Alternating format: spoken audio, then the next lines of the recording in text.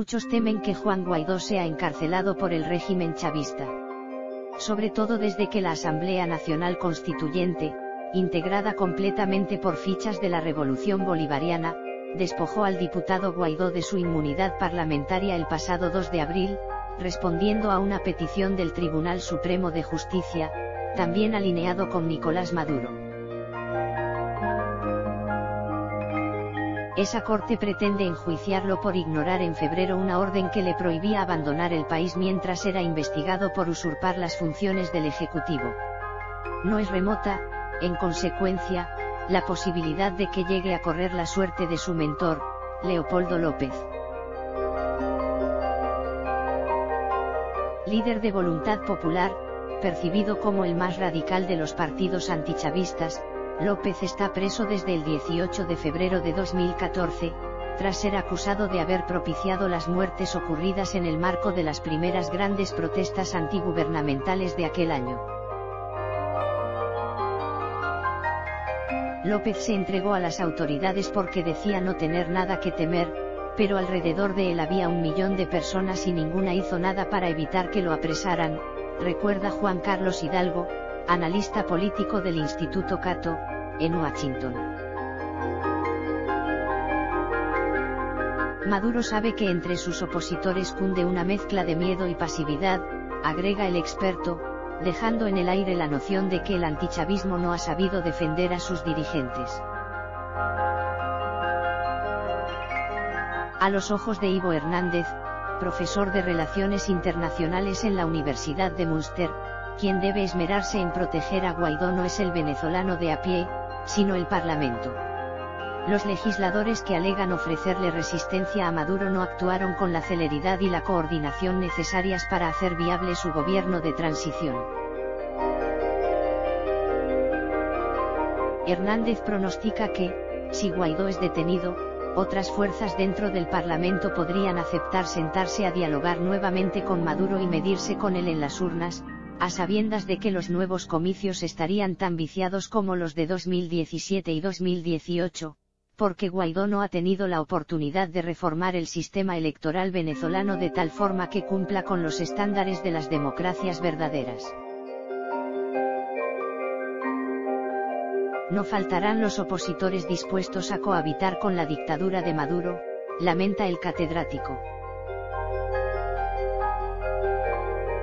Anna Soulis, investigadora de la Universidad Helmut Schmidt de las Fuerzas Armadas Alemanas, prevé 2 escenarios a corto plazo.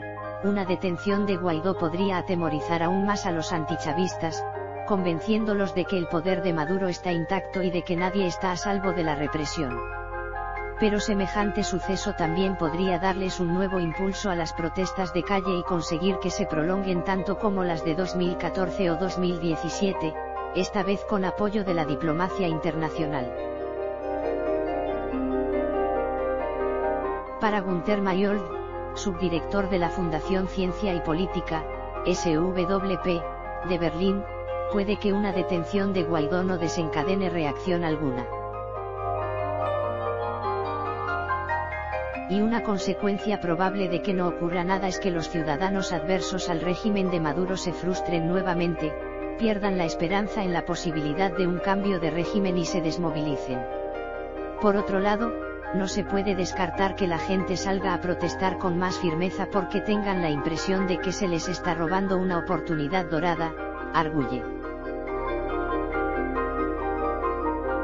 En ese caso, cabe preguntarse si, por sí solas, las manifestaciones multitudinarias serían suficientes para conseguir la liberación de Guaidó o para propiciar la anhelada transición hacia la democracia.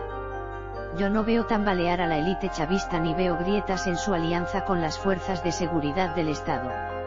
Lo que sí veo es que, desde hace semanas, las formas de resistencia promovidas por Guaidó no exhiben una nueva calidad, a pesar de que los venezolanos están hartos de las estrecheces que los agobian, esgrime el subdirector del SWP.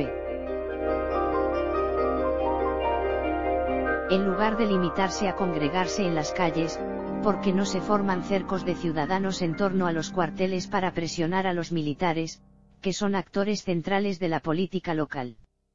Ese tipo de actos iría más allá de la movilización y entraría en el ámbito de la desobediencia civil. Eso podría catalizar sucesos que den paso a una nueva dinámica, dice Mayol. A su juicio, es muy problemático que muchos de quienes depositaron su confianza en Guaidó apuesten a que la comunidad internacional derroque a Maduro. La ilusión de que Estados Unidos o una alianza de países les va a quitar a Maduro de encima se convirtió, más bien, en el flanco débil de Guaidó, enfatiza Mayol. Hidalgo, el experto en asuntos latinoamericanos del Instituto Cato de Washington, comparte esa opinión. Pero el profesor Hernández, de la Universidad de Münster, disiente: la solución de la crisis venezolana no está ni en manos del régimen ni en las de sus opositores, porque el problema ha adquirido una dimensión geopolítica que trasciende a ambos bandos. Hernández critica, eso sí, que Maduro haya recibido un apoyo formal e informal más efectivo de sus aliados que Guaidó de los países que lo reconocen, exceptuando a Estados Unidos.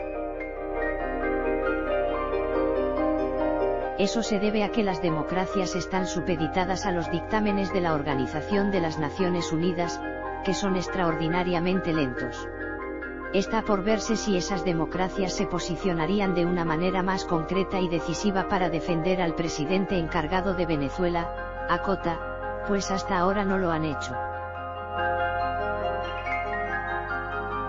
El presidente venezolano, Nicolás Maduro, anunció que la milicia civil se dedicará a la producción de alimentos.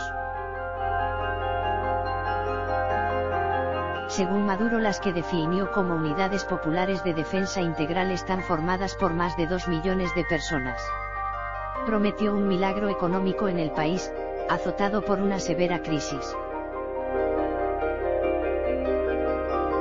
Estados Unidos aseguró que intenta asociar países para crear un fondo de $10.000 millones, con el fin de ayudar a un futuro nuevo gobierno en Venezuela a reconstruir su capacidad de comercio internacional. Mientras, el líder de la oposición Juan Guaidó, reconocido como presidente interino por más de 50 países, realizó una gira por el estado de Zulia Occidental, que ha sufrido repetidos apagones. La directora del Fondo Monetario Internacional, Christine Lagarde, explicó que no hay consenso entre la mayoría de sus miembros sobre la legitimidad del líder opositor de Venezuela, Juan Guaidó, como presidente del país. Solo podemos dejarnos guiar por los miembros, no es una cuestión que nosotros decidamos. Tiene que ser una amplia mayoría de nuestros miembros la que reconozca diplomáticamente la legitimidad de las autoridades. Lagarde declaró a la agencia EFE que, una vez concluya la actual crisis política, Venezuela necesitará una ayuda enorme para superar su situación económica, con una contracción estimada para 2019 del 25% y una inflación de más del 10 millones%.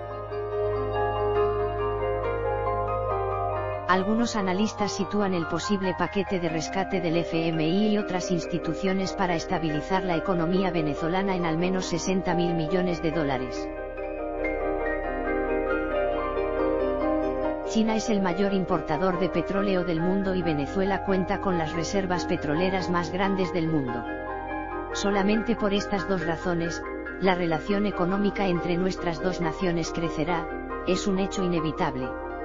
En realidad, esperamos poder ir más allá. Existen muchas áreas aparte del petróleo en las que podemos beneficiarnos mutuamente a nivel comercial y de cooperación en el futuro. Sin embargo, para que esta relación florezca, Venezuela debe cambiar y abandonar el modelo de gobierno que nos ha arruinado económicamente.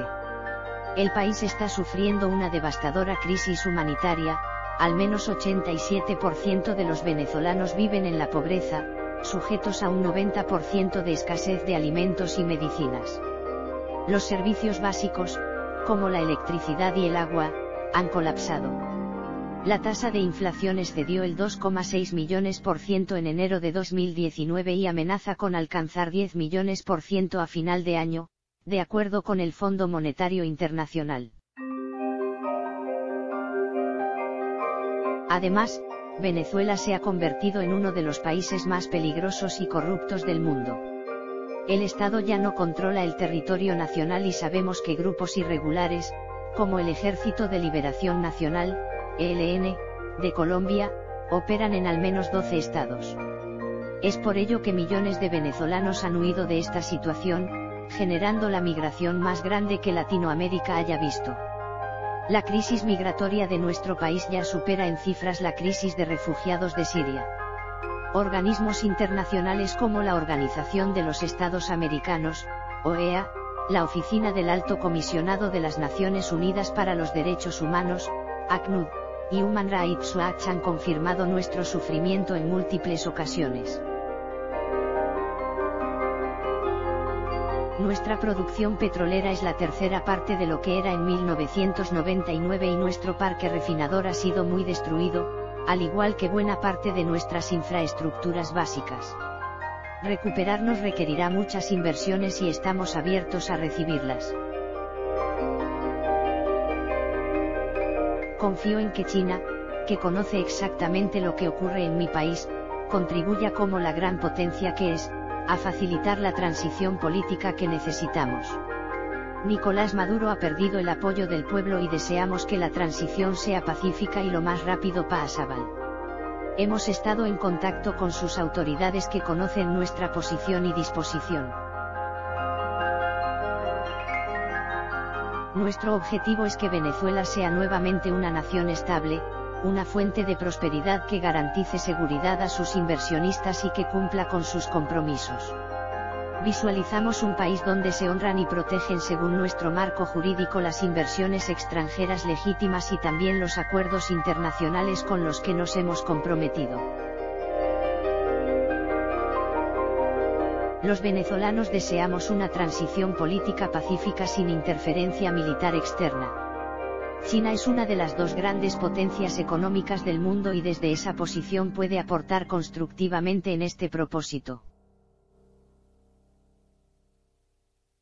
Es un actor global fundamental, estamos convencidos de que debemos mantener y fortalecer relaciones con todos los actores. Queremos relaciones transparentes y acabar con el saqueo del que también fueron víctimas los inversionistas chinos durante los últimos lustros. Los proyectos de desarrollo de China en Venezuela han ido desapareciendo pues han sido destruidos por la corrupción o por el impago de la deuda. Para iniciar la reconstrucción de Venezuela es imprescindible restablecer el Estado de Derecho. Para eso hemos propuesto una hoja de ruta que tendrá como objetivo reinstitucionalizar el país. Europa, Canadá, Estados Unidos y la mayoría de nuestros países vecinos en Latinoamérica nos han apoyado en nuestro esfuerzo por restablecer las instituciones en nuestro país. Ellos desean fervientemente la normalización de Venezuela y su redemocratización. Ha llegado el momento para que Pekín agregue su voz a este coro. La presencia de China ha crecido mucho en la región en estos años y también está en su interés contribuir a un clima de paz, estabilidad y bienestar al que aspiramos en esta parte del mundo. Al desear dar este paso, encontrará en Caracas a un aliado dispuesto, abierto y confiable.